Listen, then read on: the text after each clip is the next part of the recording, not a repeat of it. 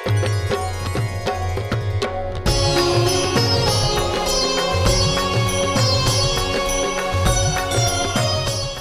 श्री प्राणनाथ प्यारे की जय, श्री सद्गुरु महाराज की जय। बंदो सतगुरु चरण को करूं सुप्रेम प्रणाम। अशुभ हरण मंगल करण धनी श्री देव चंद्र जी नाम। श्री प्राणनाथ निज मूलपति श्री महराज सुनाम। श्री तेज कुंवरी श्यामा युगल को पल पल करूं प्रणाम। श्री तेज कुंवरी श्यामा युगल को पल पल करूं प्रणाम। सुख मुनि वाणी बोलिया वेदांत सोएन्यो क्यों समझी जाए। होशी प्रगट प्रकाश निज बुद्ध का सो महामत देसी बताए। सो महामत देसी बताए। प्रकरण 31 चौपाई 368 राग श्री गौरी। भाई रे ब्रह्म ज्ञानी ब्रह्म दिखलाओ तुम सकल में साईं देखा।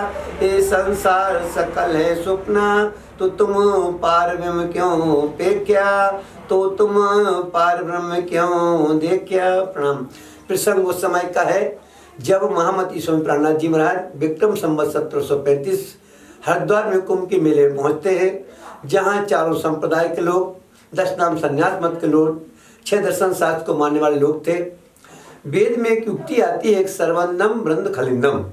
तो बड़े बड़े ज्ञानी लोग इस बात को मान रहे थे कि परमात्मा कण कण में है। जब महामती स्वामीनाथ जी कुंभ के मेले में हरिद्वार में पहुंचते हैं तो उन लोगों से पूछते, भाई ब्रह्मज्ञानी, आपके वेद शास्त्रों में लिखा है कि परमात्मा कण कण में समाया हुआ है, तो क्या वास्तव में परमात्मा संसार के कण कण में समाया हुआ है? इस बात पर विचार किया जाए तो अपन मान लें कण कण में परमात्मा है, तो गेहूं में भी परमात्मा है। अब गेहूं पर बाजार में जाके लाते हैं, 100 रुपए के 5 किलो मिल जाते हैं। अब 5 किलो गेहूं तो कितने तक गेहूं आ गए, और हर गेहूं में परमात्मा तो कितने परमात्मा हो गए। फिर उन्हीं गेहूं को हम धो करके पीसते हैं और आटा बना करके रोटी बनाकर खा जाते हैं। तो बताओ गेहूं में परमात्मा है? तो परमात्मा संसार में कण कण में नहीं है। परमात्मा की संसार जो है तो नाशवान जगत है, तो पृथ्वी में पड़ा हुआ है। जो परमात्मा अपने मूल परमधाम में, जो मूल घर है, जो उसकी पूरा विस्तार है परमात्मा का, वहां परमात्मा कण कण में है, अपने मूल परमधाम के अंदर। और ये संसार नाशवान जगत है। तो पर दुनिया के लोगों ने बगैर विचार किए, तारतम्य ज्ञान न होने से, वेद शास्त्र कहीं से गलत नहीं थे। वेद शास्त्रों का अपनी अपनी बुद्धि लगा करके अपने अपने अंदाज से लोगों ने अर्थघटन करके संसार में भ्रांतियां फैला दी, और लोग कहने लगे वेद परमात्मा कण कण में है। इस बात पे आज अपन को विचार करना है। बहुत विचारणीय प्रश्न है ये, क्या वास्तव में परमात्मा कण कण में है? तो कण कण में परमात्मा होता तो देखो आप कि आजकल आदमी जानवरों को मार के खाते हैं, तो क्या फिर कण कण में परमात्मा? तो क्या गाय भैंस बकरी में परमात्मा नहीं है? उन्हीं को मार के खा जाते हैं, तो कैसे कण कण में परमात्मा होगा?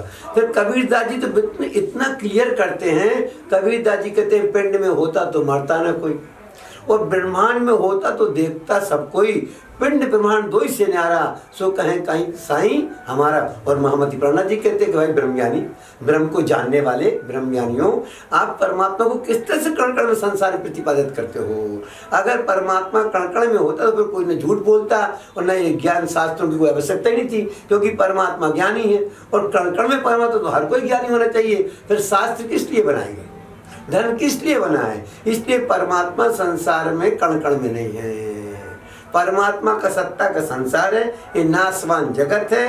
परमात्मा के सतंग अक्षर में द्वारा बनाया हुआ है, परमात्मा के हुक्म से बना हुआ है। परमात्मा इसमें नहीं है, परमात्मा जगत के बाहर है, जिसके बारे में महामती स्वामी जी क्लियर करते हैं कि तू इत खेल में कहाँ पुकारे, ये तो सब पड़े हो पृथ्वी में। ये संसार सारा पृथ्वी में है। इस पृथ्वी के संसार में परमात्मा आ सकता नहीं है, इसलिए परमात्मा कण कण में नहीं है। ये संसार परमात्मा की सत्ता का बना